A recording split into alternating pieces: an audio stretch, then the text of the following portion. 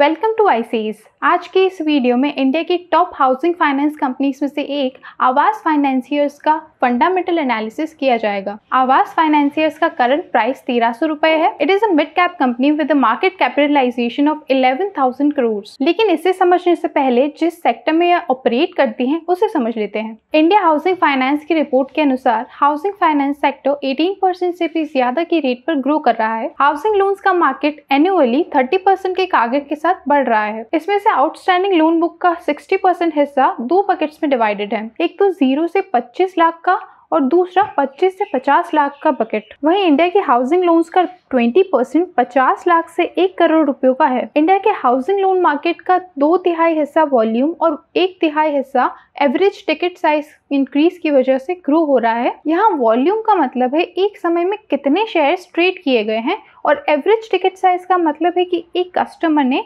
कितना प्रोडक्ट खरीदा है।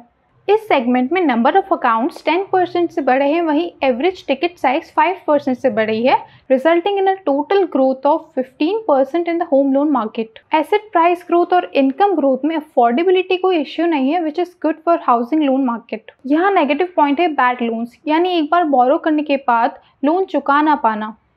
आवास जिस सेगमेंट में ऑपरेट करता है वहां यह एक मेजर प्रॉब्लम है। 2 लाख तक के लोन सेगमेंट में एनपीए और बैड लोन्स 8% की रेट से बढ़े हैं, वहीं 5 लाख तक के लोन सेगमेंट में एनपीएस 4% से इंक्रीज हुए हैं, which is not too much but still concerning for the industry overall. इसका मुख्य कारण यह है कि अधिकतर लोग अनऑर्गेनाइज सेक्टर में काम करते हैं। एक तो वहाँ इनकम रेगुलर नहीं है, फिर टैक्स की वजह से लोन डिफॉल्टर्स बढ़ जाते हैं। वहीं मीडियम टू प्रीमियम सेगमेंट जहां पर मार्केट लीडिंग फर्म्स जैसे कि एचडीएफसी और एलआईसी ऑपरेट करते हैं, यहाँ क्रेडिट कलेक्शन रेशियो 98% के करीब है। इंडिया का मॉर्गेज टू जीडीपी रेशियो अभी सिर्फ 11% है, which is very less as compare to developed countries and even countries like China. Developed countries में मॉर्गेज टू जीडीपी रेशियो 90% के करीब है। So this sector will grow and the good companies in it will grow as well and benefit us. साथ ही महंगाई बढ़ रही है जिससे बोरोइंग्स रेट पर बुरा असर पड़ेगा। ऐसा इसलिए क्योंकि जब इंटरेस्ट कम होता है ज्यादा से ज्यादा लोग होम लोन्स लेना चाहते हैं और लोन डिफॉल्टर्स भी कम होते हैं। लेकिन जब इन्फ्लेशन हाई होता है लैंडर्स अपनी इंटरेस्ट रेट बढ़ा देते हैं। हायर इंटरेस्ट रेट के चलते कस्टमर्स बोरो नहीं करना चाहते और डिफॉल्टर्स भी बढ़ जाते हैं।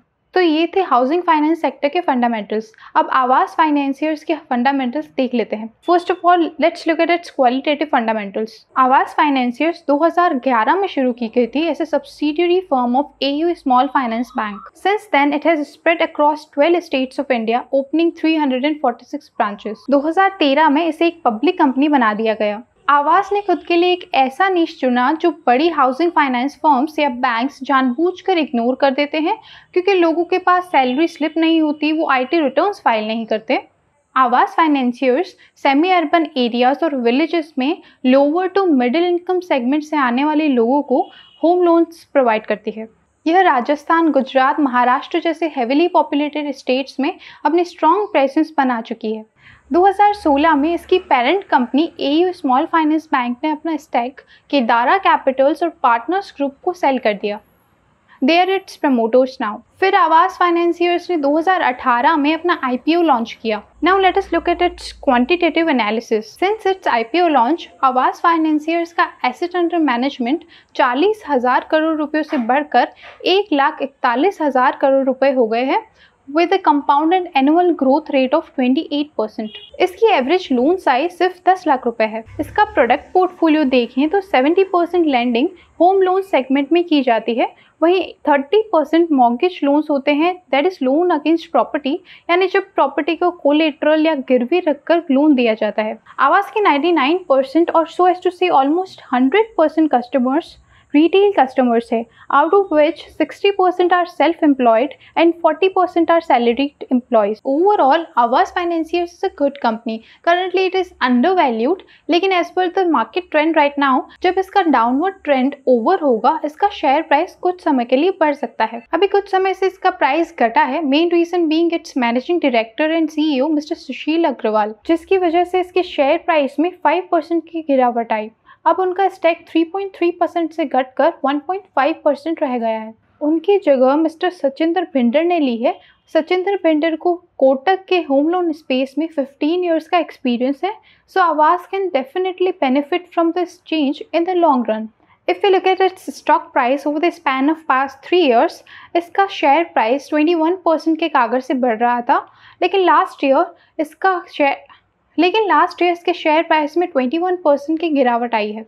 अभी ये बेरिश ट्रेंड में चल रहा है, so it might be a good time to invest in Aavas financiers as it is trading significantly below its 50, 100 and 200 moving averages on the BSE, and it might gain a little momentum afterwards and see an upward trend in the price for a short period of time। इस stock ने फरवरी 2022 में 3068 रुपयों पर अपनी life time high price achieve की थी, तब से यह 60% डाउन है। अब इसकी प्रमोटर्स होल्डिंग देख लेते हैं। इसमें 48% होल्डिंग इंस्टीट्यूशनल है और 39% प्रमोटर्स की है। पिछले 2 सालों से यानी सितंबर 2021 से इसकी प्रमोटर्स होल्डिंग घटी है। आवास की टोटल इनकम और अर्निंग्स पर शेयर बढ़ रही है इन healthy manner. Small cap world fund एक वेंचर कैपिटल फर्म है जो आवास में इन्वेस्टेड है। हाल ही में इसने अपना 1.6% स्टेक 173 करोड़ रुपयों में बेच दिया था, जिससे इसका स्टेक 7.9 से घटकर 6.39% हो गया है।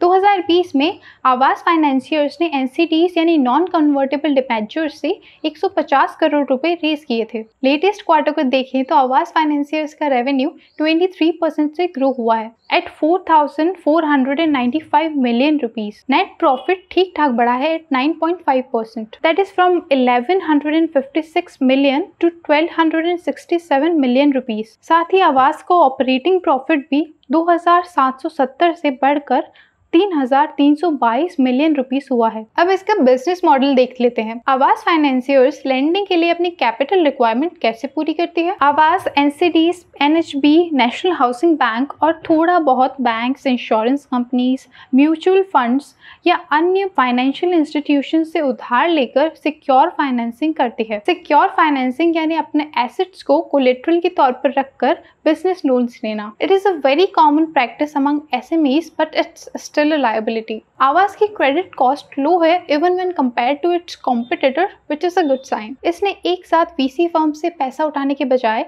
सिक्वेंशियली VC फर्म से पैसा उठाया है, जिससे ये अपनी क्रेडिट कॉस्ट को लो रख पाया है। VC फर्म से लिया हुआ पैसा ये अपने कस्टमर्स को देगी, फिर उस अमाउंट पर इंटरेस्ट लगाकर पैसा बनाएगी। इसका ROC 10% और ROE 14% है। साथ ही यह कंपनी मिस्टर सौरभ मुखर्जी की मार्शलिस इन्वेस्टमेंट मैनेजर्स के little champs, rising giants and kings of capital portfolio का भी पार्ट है। Now let's look at some drawbacks of Aavas financiers. Aavas जैसी कंपनीज का मेजर ड्रॉबैक है NPAs यानी non performing assets. It is right now low in case of Aavas financiers, but it keeps fluctuating over time, especially because this is an affordable housing finance company।